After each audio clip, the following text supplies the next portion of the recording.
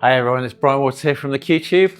I've got the latest great chapter in our little series of masterclasses with Tom Brown from ICMP. I'll also have a couple of really cool announcements for you during the course of this about things that are coming up very, very soon on our YouTube channel. One of which is actually going to be tomorrow. So you definitely want to stay tuned for those. But without further ado, here's Tom. All right, we're back. Okay, I'm well into this now. Let us look at the next chapter. So this one's called Narrative Architecture, Key Moments and Markers. So what we're looking at in this is kind of, I guess it's a development of the last kind of focus we looked at. And it's this kind of idea of spotting key moments and then actually now using some architecture to map out that. So things to think about: structural pivots, emotional anchors, entry and exit decisions, where not to score. And so this idea is using markers as a tool to map narrative. That's one thing. And then secondly, using markers to create a narrative, potentially.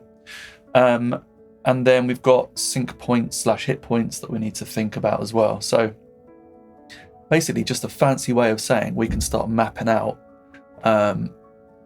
giving ourselves a structure, giving ourselves a framework to work within. And so if we look at the project that we were on here, what I tend to do, let's just go with just the metronome for now. Let's bring out the video. What I tend to do is there's the shortcut option or alt and the speech mark. And what I do is, as I'm watching what we're watching, right? So here, I probably would have done one right at the beginning, marker 1. And then as I go through, what I'm looking for is anything that is of interest in a wider, like a wider capacity. So here is not very much. Obviously we've got some talking going on, but I might mark out this one here. So there's marker 2, and okay, I might have done one there, probably would have done one there. I'm just looking at the wider overall story at the moment, the narrative. Okay, so there's another one. So what I like to do is just go through and kind of map out what we're looking at here. So the great thing with this particular DAW, let's marker 4 there, right? So what I would suggest is that marker 4 could be there, right? So in fact, let's just move that. So what I'm thinking of, like, if it's musically speaking, am I going to add a 2/4 bar in there? It depends on the tempo, it depends on a lot of things to start with, but essentially what we could do here is we could mark out and map out what we're watching. So what we can do here in this particular DAW, we have marker sets. So what I would suggest thinking about is you can have different marker sets for different kind of moments. So for example, I might think, okay, well, I'm going to have a time codes marker for real specific moments of hit points. I might have, let's get rid of that. I might have on the movie, I might think, well, okay, I need something that gives me the general, like, overall arc of the storyline, as in like intro, first section of like black, if you like, and voiceover. This section, another kind of cut there. Okay, I just want to interrupt very, very briefly to let you know about a couple of things that are coming up very soon. Tomorrow, Friday, which is the 10th of April, we will have an announcement. We'll be sharing a bit of information, quite a bit of information actually, about this software product that we've been collaborating with the developers on getting it ready for market, and now we're collaborating with them on launching it. We have a special deal for QTube members. It's a really cool tool for composers, something pretty new, which can really help you with your workflow, and therefore freeing up sort of brain space for the creative side of your work. So join us tomorrow on YouTube for that one. And we've also got this coming along very soon. Hello, QTube. I'm Robin Hobbs, and I'm excited to be your guest spot for the next 2 months. I'm a composer, music editor, and score producer. Much of my work lies at the crossroads of storytelling and musical language. I'm especially drawn to ancient and historical and mythical material and the way that music can help define not just emotion, but culture, ritual, memory, and space.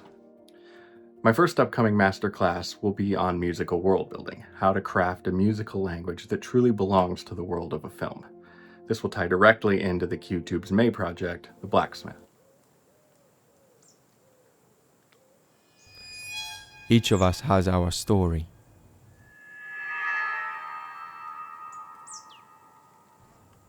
To each, our role. Soldier, politician, artisan. In the next masterclass, I will shift into score production, talking about my work with Joy Music House, looking at the practical side of bringing music to life, including writing for, preparing for, and recording live musicians. Finally, I'll be giving feedback to your score submissions on the QTube over the next 2 months. I'm really looking forward to our time together, so please come and join in. So there we are, a couple of great things coming along.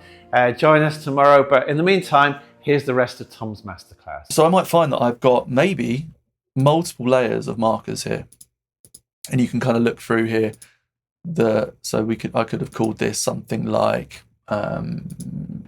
overall narrative potentially. So let's rename it.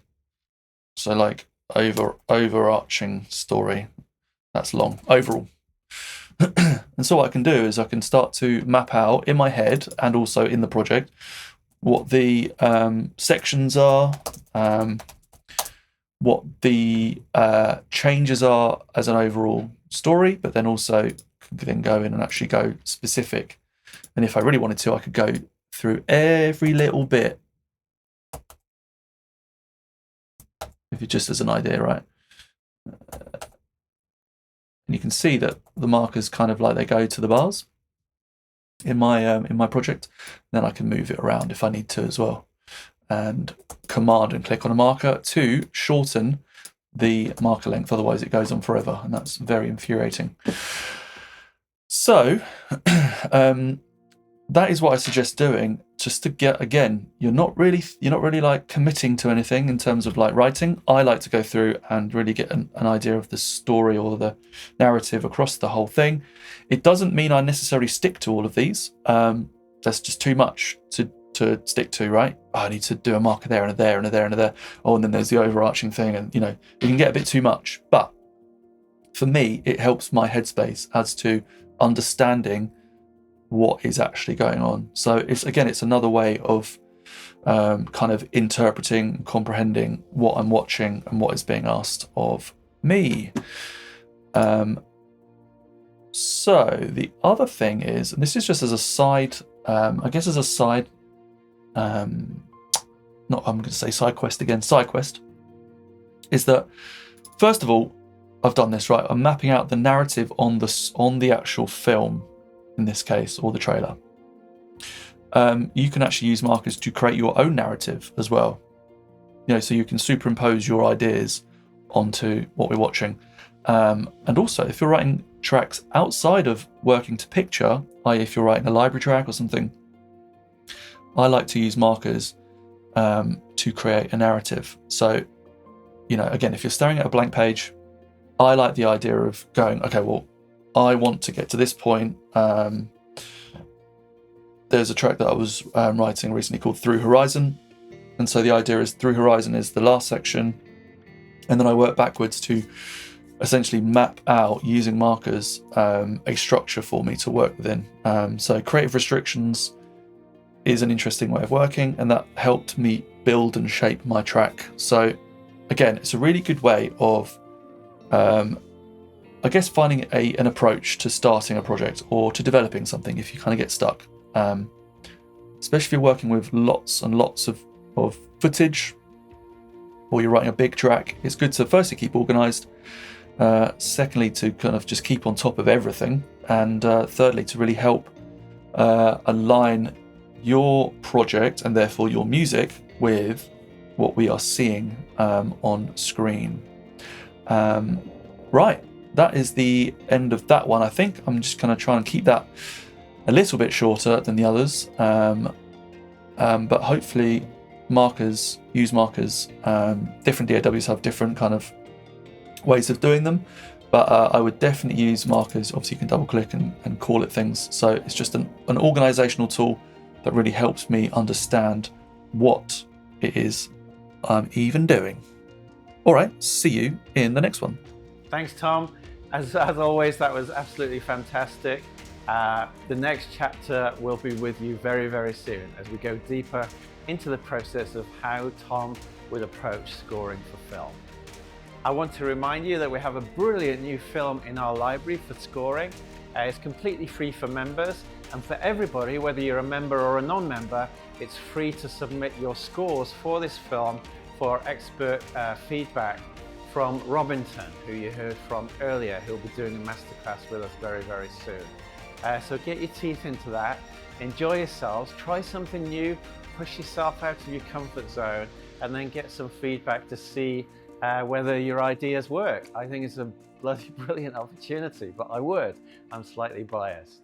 So thanks everyone, take care, see you very soon for all of those exciting new bits of content that are coming along. This is how empires are built, on the stolen identities of ordinary citizens.